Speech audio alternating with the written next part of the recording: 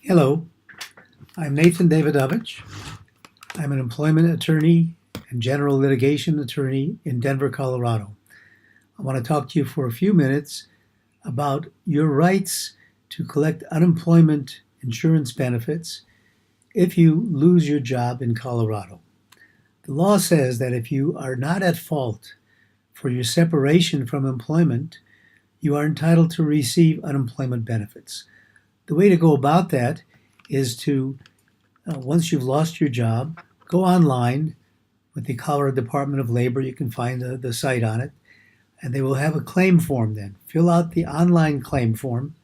Make sure in that form that you indicate the reasons that you feel that the termination or job separation was not your fault. Submit that, and then following that, the Department of Labor selects a deputy to determine whether or not you are entitled to benefits. The deputy will send your form to the employer and ask for the employer's comments and responses. The deputy may then contact you for additional information. Once the deputy has the information he or she feels is needed, the deputy will issue a written decision, either affirming your right to receive unemployment benefits or denying your rights to benefits. If you disagree with the decision of the deputy, in other words, if the deputy says you're not entitled to benefits for whatever reason, there are various statutory provisions involved, you have a period of 20 calendar days from the date the decision was mailed in which to file an appeal asking for an actual hearing before a hearing officer. It is important to remember that that 20-day period is a calendar day period, and it applies not from the time you receive it, but from the time the decision of the deputy is written and mailed. And that'll be in the upper right-hand corner of the notice that you receive. If you then want to appeal to a hearing officer, you file an appropriate appeal within that period of time. A hearing officer then is assigned to the case. You're given a date by which you can have a hearing. What happens at the hearing, and they're typically in Colorado, they are telephonic hearings. You don't have to appear in person. Typically, the hearing officer will listen to evidence that's presented by yourself, by the employer, look at any written or documentary evidence that is submitted, and then make a decision several days after the hearing. During that hearing, and in preparation for it, you have the right, certainly, to represent yourself.